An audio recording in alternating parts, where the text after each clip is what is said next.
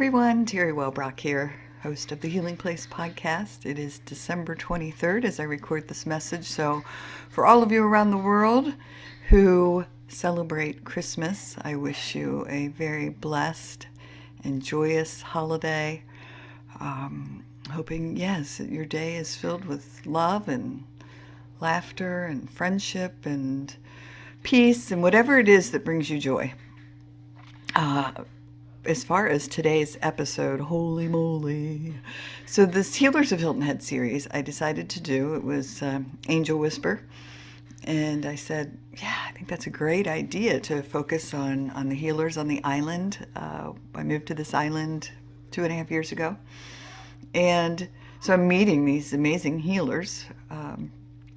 And Christine Knight, who I'm interviewing today, after this interview, I did make an appointment and I had a session with her and it rocked my world. For so long, for those of you who've listened to the show for the past 5 years, you know, because I've talked about it, I've done EMDR. I did it 4 years when I lived in Cincinnati, Ohio. I'm back at EMDR and it's helped tremendously. I would truly say it was life-altering. But there was these certain little things that we just couldn't get to for some reason, whether I wasn't ready, just couldn't tap into it. And so this session with Christine, the hypnotherapy session and parts work, we integrated a lot of different modalities into it and the work that she's doing. And had this aha moment. I was taken back to 3 years old, and it was the first time that my mom called for my dad because I told my mom no about saying my nighttime prayers. And so I used my voice. I said no. I was trying to test my boundaries with my mom, and so there was the faith component of it, and she called for my dad, and it was the first time my dad hit me. And so that was so incredibly powerful for me to recognize that moment, because until that point in my childhood, I had felt safe. I felt loved and safe, and everything shifted in that moment by the using my voice part of it, the faith part of it, the being hit by someone that was supposed to love me and protect me and take care of me. Now, there's a whole journey. My dad and I did tremendous healing work, and so he later apologized when I was 10 years old for ever hitting me after he sought therapy and counseling. But it just is such a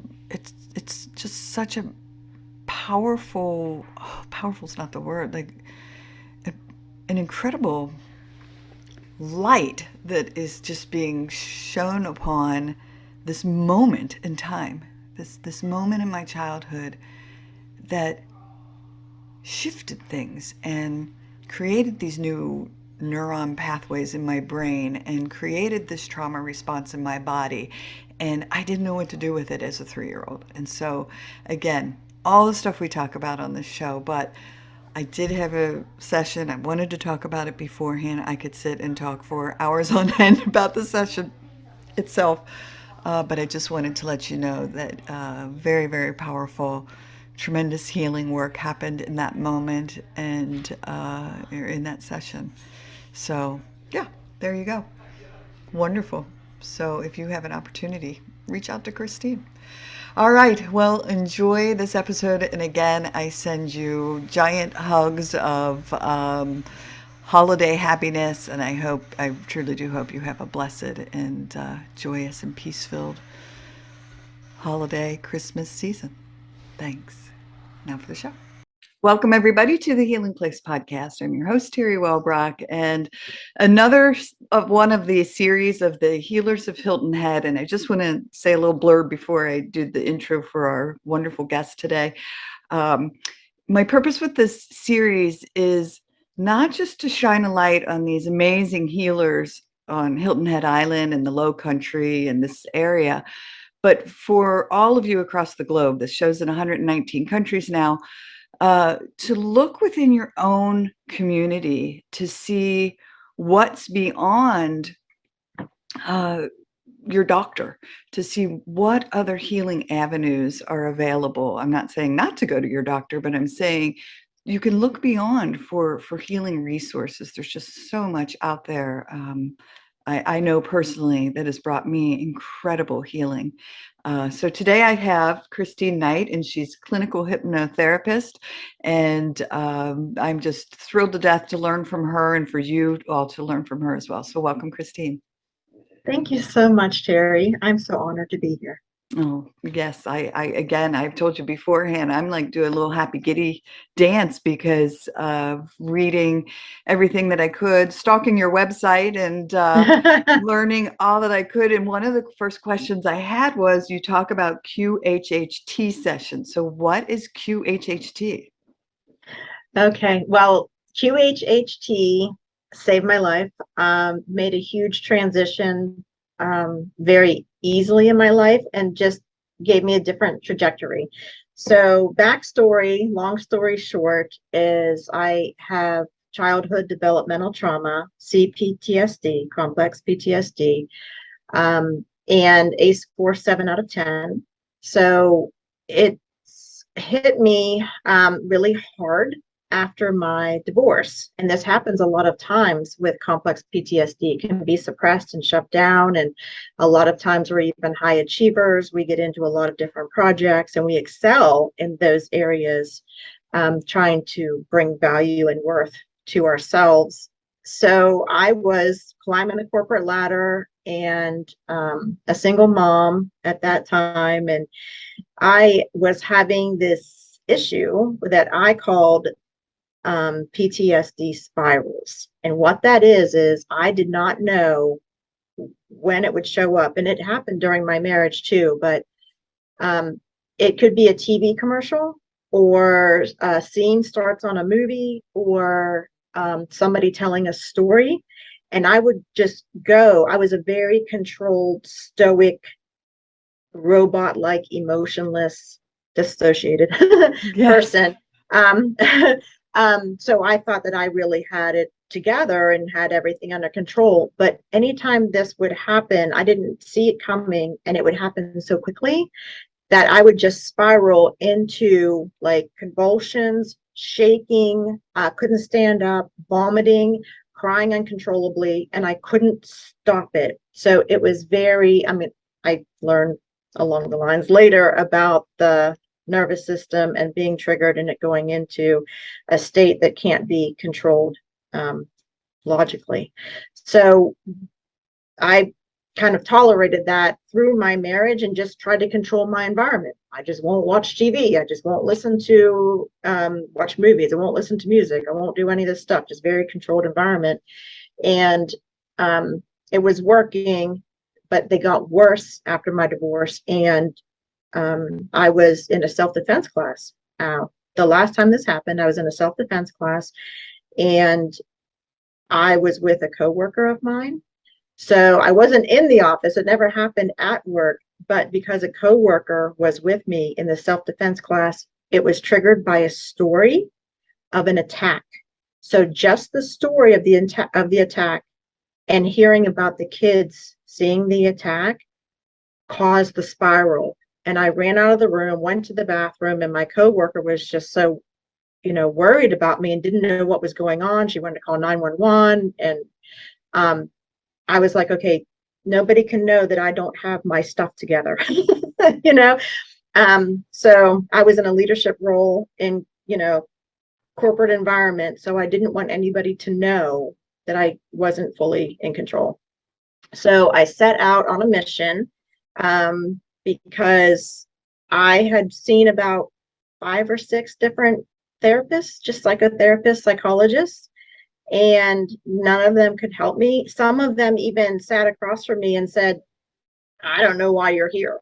You have your stuff together. Like your life is really good. I don't know how I can help you. And then the last psychologist I went to was a PhD, and he was really good, but he said the kind of anger issues that you have with these spirals, because it's through childhood developmental trauma, it's so deep embedded in you that you can't cure it. You can only learn to cope with it. And this is one thing I do love about my background is you don't tell me, I will tell you. And I leaned up and was like, watch me, and I was like, I even had that part, what I know is parts now, and I can explain that too. A very angry, rageful warrior type part inside of me. So I left, never saw them again, but I was still searching. I was reading books. I was just trying different modalities. I was trying Reiki, massage therapy, the sound bowl therapy things, and the tuning, like the energy tuning thing. And things were helping, but it wasn't getting like to that deep core embedded issue.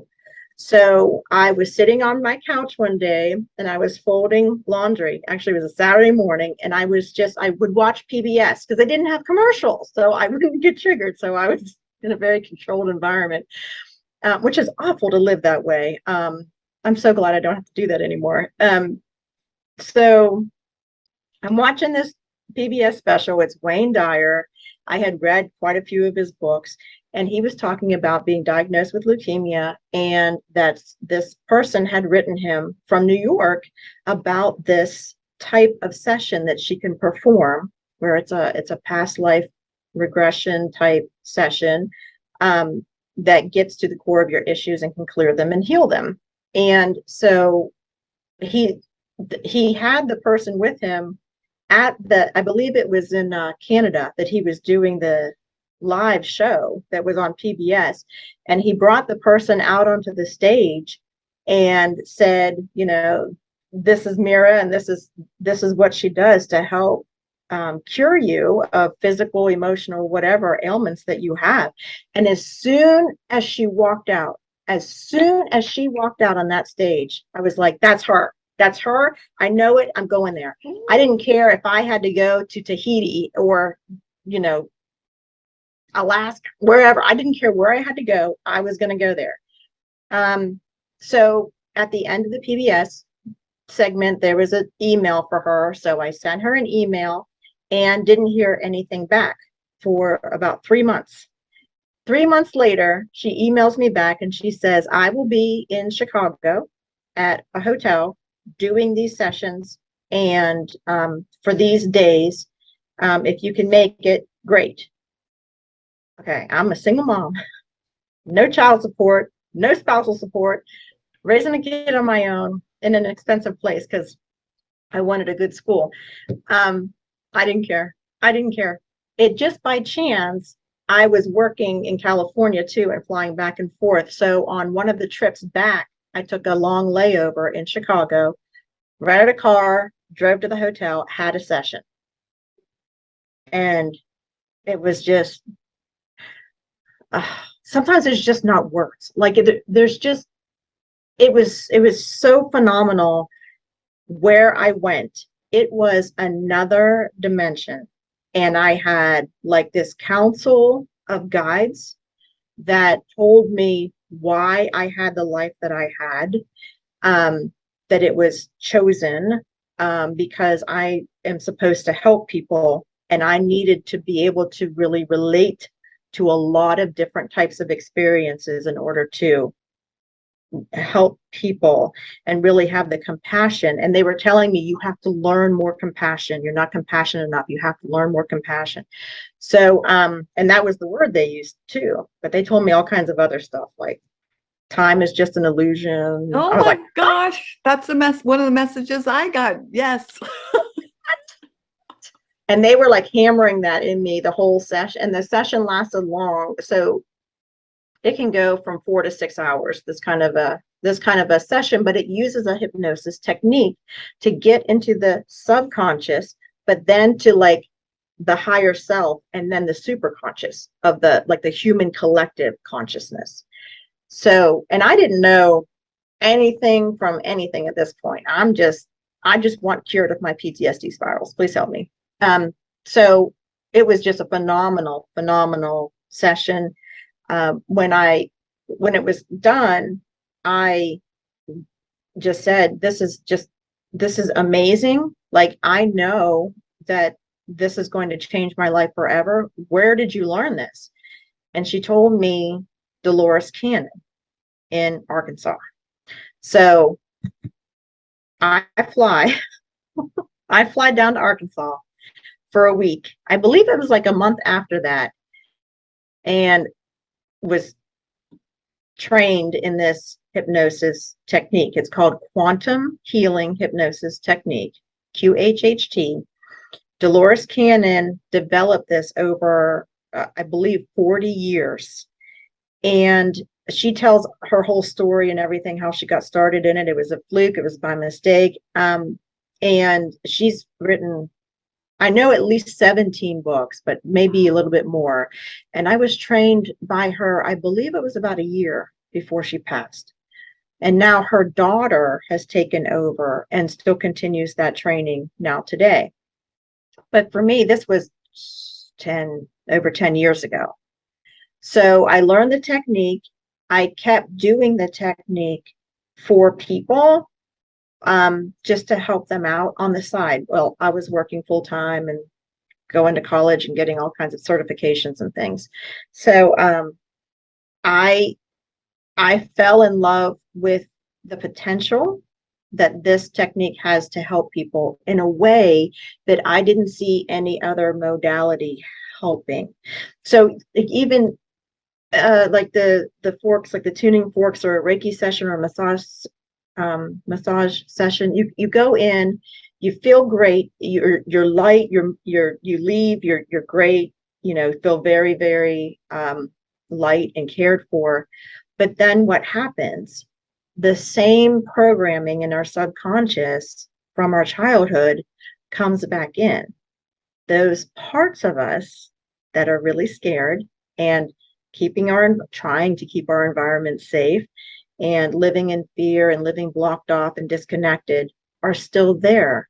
So it can go really well for a little while, but then something's going to trigger it and it's going to come back in. So there were people that I wasn't able to help sometimes. And then sometimes there were people that I helped for a little while, and then they would come back and be like, well, it's still happening, it's come back. And I had my own layers.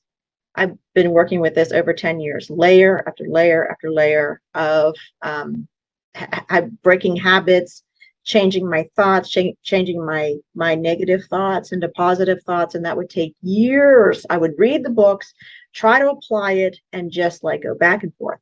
2 steps forward, 1 step back, for years and years.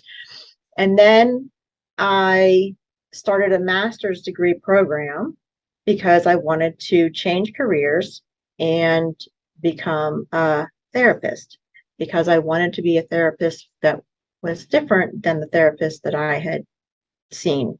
I'm not going to sit across from somebody and say, oh, I can't help you, or you have it all together. No, because I've gone that route, the long, painful, scenic route. Now I know what to look for. Now I know, as soon as I see it in somebody, oh, okay, go ahead and tell me your story. Go ahead, that's all right. And then we're going to get to the really good stuff here in a second, And in that process, I stumbled across somebody named Richard Schwartz. Mm-hmm. Dr. Schwartz, over about 40 years, developed what he calls internal family systems, IFS. Yes. So I read the book No Bad Parts. It was the first book he wrote for the public, instead of academia. And it was a second to the QHHT. It changed my life. When I read it, so many things clicked as to why things would still be triggered, why they were still happening. So I took part in a book club with it's TRF, it's Trauma Research Foundation. They had a book club of No Bad Parts back in March and April of this year. So I attended the book club, participated in the discussion groups, and that was life-changing. And then I was already studying hypnotherapy. I wanted to advance my skills in hypnotherapy to be able to help more people. So on the last session for that book club of No Bad Parts, Dr. Schwartz, what he hates, I shouldn't say he hates, he prefers to be called Dick. Okay, so I'm just going to call him Dick from now on, because he's so down to earth and he's so relatable. It was great speaking with him, and I wanted to talk to him specifically because I almost wanted permission to be able to use the IFS model in dialoguing with parts of us using hypnotherapy. Because when I read the book, there were some parts of myself I could get to easily, and there were other parts where I knew that they were in there and I couldn't get to them, especially my anger part. So the IFS model, and as it just so happens, parts therapy and hypnotherapy are along the same lines of, they're very, very similar. There's some things that are different in them, but I want to join the two. And I wanted his permission to use hypnotherapy to get in touch with the inner parts. And he said, absolutely, that's a great way to go ahead and discover the parts and dialogue with them, as long, he said, as long as it's client led. Let the client lead the dialogue. Do not put, your own interpretations or words or anything in there. Client led. I said, yes, sir. So as I continued studying hypnotherapy and learned more about parts therapy, I saw how they were very similar. So it's almost like IFS, the way that I look at it, IFS has a really good part of the lead-in, and parts therapy and hypnotherapy has a really good part of the end of the session. In IFS, it's continual. It's continual. You can keep talking to the same part of yourself and healing it and getting it to trust you and everything for a while. Okay. 6 months, 6 years. Okay. And mapping out all the parts and all that stuff. I love the mapping of the parts. And I even buy toys. Like, here's one of my toys. Yeah. This is a knight. This is because I'm a knight. This is a knight in shining armor, but it's really just a little chicken inside. See the chicken? Because I was just really scared, and that's what was driving so many thoughts and behaviors in me. I was just really scared. So anyway, the parts therapy and hypnotherapy has the back end of it that I really like, where you heal the part in that session and you grow up the part in that session and reintegrate that disconnected part of ourselves back into the whole self. I have goosebumps. So it's really, really hard to get into the IFS Institute training. You have to be selected in a lottery. So I've been applying for it since April, since meeting Dick on that book discussion group in April. I've been applying, and I just got selected in the lottery. So I'm hoping I should start training in January, but I have to wait. Like, you have to file a formal application and then be accepted through that application. So there is one more step I have to do. But I am so hopeful that I get into the IFS training and then can really incorporate it with parts therapy. And I want to do a lot more study in parts therapy and then kind of interweave the techniques just to do some research. And then, of course, that brought me to, well, you know what? I don't really want to be a talk therapist. I want to be a hypnotherapist, and I want to do, evidence-based research to show the benefits of hypnotherapy in healing us mentally, emotionally, physically. And there's a lot of evidence-based studies in medical journals now of clinical hypnotherapy healing physical ailments like IBS, insomnia, migraines, and it's even used in like integrative cancer treatment and stuff. So I'm very, very excited. So I changed my master's degree to a non-licensure track, and I'm going to finish next semester and then start a PhD. Wow. Well, I'm just applauding you. There was so much there that I was like, oh, you saw me shaking my head yes a lot and cheering and clapping quietly, but because I didn't want to interrupt, because Wow, so powerful. I love, love, love how you're interweaving these two um, approaches. As a matter of fact, my second most watched video on YouTube is an interview about IFS, and it's just because it really resonates with people. I Yeah. took a course recently in the last couple of months. I'm on a physical healing journey, and we did some parts work as well. And I had to get on a flight to go visit my mom who had broken her femur. She's 86, Oh, and needed a partial hip replacement. Well, I uh, was like, I can't get on a plane by myself. I haven't flown by myself since I was 15 years old. That was before like the last of the really horrific trauma and before panic attacks and heightened mm, anxiety. And I said, what if I have a panic attack? What if I, all of the what ifs? And because I'm an avoidance person, mm, like you, mm. I'm so relating to the avoidance part of it. Well, I just won't watch TV. Well, I just won't. Right. And but I was like, I have to go see my mom. So I did this course and got on that plane, and I was talking to my parts. It was amazing. No panic, no anxiety, both directions. So Very good. powerful. So yes, my soul hugs yours because what powerful work you're doing in helping others heal. Oh yeah. So I recommend the book No Bad Parts to everybody. I have it right here in my library, and look, look at this book. This is all the notes and everything. Yes, I do the same. But I have no stars and bad. highlights and stickies, and yes.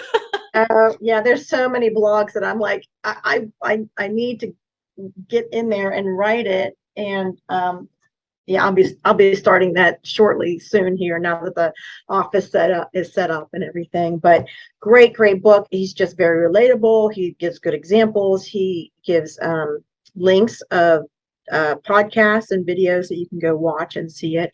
Because some people might just prefer that they just do the IFS model and work with the therapist, and and that's great. That's great. Right. Anything that people can do to heal themselves, which when I hear the word heal, I just, through my journey, my long, very roundabout, if there's a hard way to do something, I'll find it, journey. Yes. Uh, um, it's it's really reconnecting back with our whole self, our yeah. true self.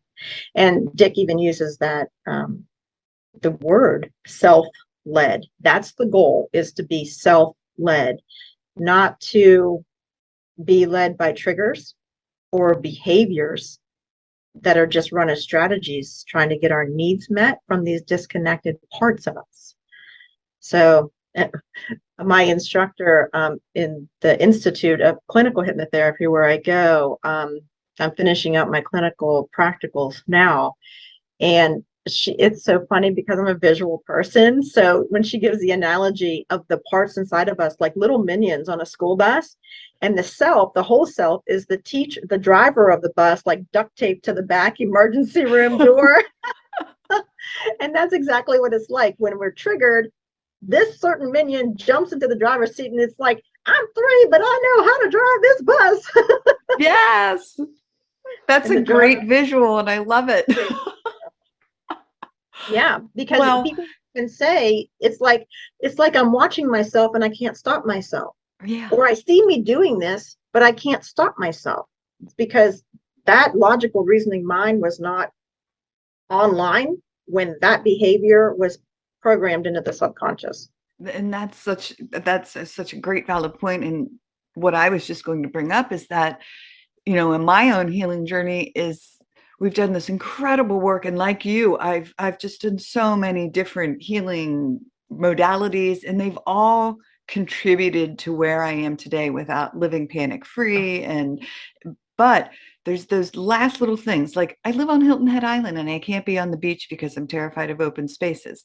So Mm-hmm. where is that coming from? And so really Mm-hmm. trying to get to that. Well, Mm-hmm. I've had multiple people say to me, Terry, this is something you just can't access an EMDR. Like I've done incredible healing work in EMDR, but it either happened prior to age 3 where I just can't access the memory, or it's past life, or whatever. Mm-hmm. I just can't get to it. And that's why I love the idea of the hypnotherapy, because Mm-hmm. who can help people then tap into those types of things, right? Oh, yes. So that's why I selected a school in clinical hypnotherapy that not only was accredited through the Board of Education, where it's a diploma program, but it goes all the way. It goes past clinicals to transpersonal hypnotherapy. And that works along with QHHT, where it goes into in the womb, before the womb, life between lives, planning out this life, and past lives. And this school covers all of that. That's why I was like, this is my jam. I'm going all the way. Like, Right. this is what I love. And the more the more I progressed through the programs, the more I loved it. So yeah, I'm Yes. going all the way. I'm able to do pieces of that now with QHHT, but the training is just so much more extensive in this school. And I mean, I'm going to have, by the time I'm done, I'm going to have over 1,000 hours of training. It's in all these areas. So whether it's parts or, transpersonal, past life, you know, this life regression. I do regression therapy too, where we take an issue, and this works better if it's a broad issue, where parts works better if it's a narrow issue. So if it's a broad issue and the person doesn't know where it comes from, the session takes them back to the memory where that thinking or that behavior or that strategy first started. And usually it surprises. Like because I do this healing work myself. I have my own hypnotherapist that I work with, and as parts come up or triggers come up, I will go and have sessions. And one was like scarcity thinking, Yeah.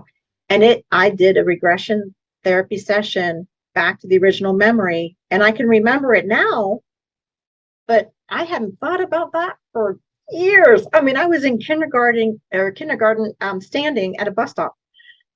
I was like, that's where it started. But see, that's not, so this is the other thing that's very, very interesting. And I'm just like chomping at the bit to get started in a PhD program to start writing and like researching and writing about these things. There are traumatic events that happen in all of our lives, but we find out that it is the traumatic event, but it's so much more than that. It's like in hypnotherapy, in clinical hypnotherapy, we call it the initial sensitizing event. But then that becomes the initial sensitizing relationship. So there was a relationship, most likely with a primary caregiver, that did not process that traumatic event in the correct way, which of course we don't know the correct way. None of us were raised with the Right. correct way. We don't know the correct way now, but now we can use hypnotherapy to go back to that memory, have an authentic emotional release with that person in that situation, and then heal that relationship, because it's all our own projections. The reality that we create around us is based on our own projections. So that's why you can have a family with 3 children. They all have different experiences of how their childhood was. And it could be a bad childhood, a hard childhood, Yeah. violent childhood. And one child is saying, oh, it was so awful. I have all these problems because of it. And the other child can be saying, oh, it was great. It wasn't that bad, when there's only, a few years difference in ages. Right. It's our own projections. And that's what really ultimately needs to be healed. Yes, that's what got me into psychology. My degree's in psychology. And I Mm. remember I went through 2 horrific bank robberies in my early 20s, and my mom had gone through 2 horrific bank robberies, very, very similar. Like one of them, a gun held to her head, one of them, a gun held to my head, like just very, very similar. And I always, like, in my 20s was like, she's fine. She's fine. Like, how did she get through it where I'm having panic attacks and curled up in a ball and sobbing and having these flashbacks and nightmares and horrible, horrible, just horrible trauma response. Um, and so that's why I ended up going into psychology, because I wanted to understand, how did it impact her so differently than it impacted me. I now understand she dove into vodka. And so she, self-medicated with booze, but it was still so fascinating to me at the time, because I was like, how do we all respond so differently? I get it now. But at the time, I wanted to understand that. Yeah. Mm-hmm. Yeah. A lot of times we might think that somebody does have it together and it didn't affect them. But really it did, and it just comes out in different ways. There's a lot of self-denial going on. I had a lot of self-denial in my own life, until I found these methods of getting in touch with it, of revealing it. And it was something I was actively searching for, what I was denying, and I still couldn't see it because it was so well hidden.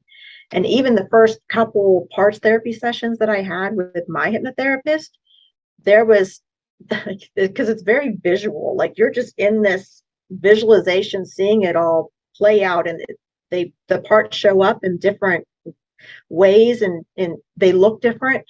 And in one of the beginning ones, I looked out the window and there was a line of parts like going, me next, me next. And I could see there was one that was hiding around and wouldn't show its face. And it took me 3 sessions to get to that one. Wow. Yeah. So powerful and beautiful. Yeah. Well, Yeah. again, I could sit here and talk to you for hours on end about all of this, because it's fascinating and beautiful and healing. So is there anything that you wanted to touch upon that we haven't had an opportunity to talk about yet? Oh my goodness, I'll have you here for another 8 hours because it's so much. It's so connected. We're all connected. We're interconnected. That's why I really love this kind of collaboration here. We're all here to help each other and support each other. But we can only do that to the extent that we do it for ourselves. Like, we can only be kind to other people to the extent that we're kind to ourselves. So really, it's so needed right now. This is the time.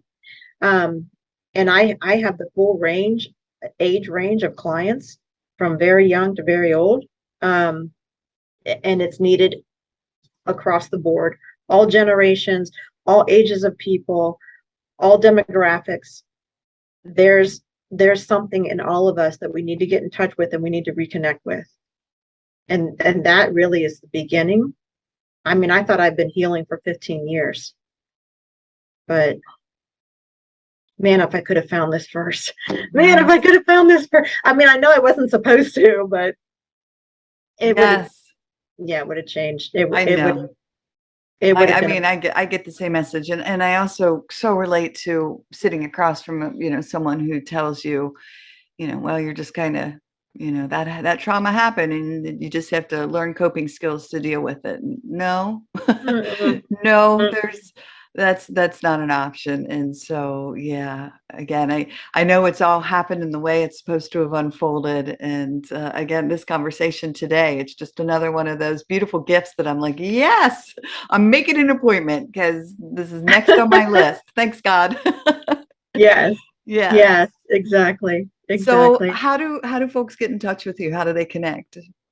The easiest way to connect with me is through my website. So it's hiltonheadhypnotherapy.com. And there's a link on there where they can schedule a free consultation call with me and ask me any questions, tell me any issues. Everything is completely confidential, and determine if it's something that's right for them. Awesome. Can you do virtual sessions, or is it all in person? Yes. The QHHT session specifically, in that association, we are not permitted to do that online. It has to be in person.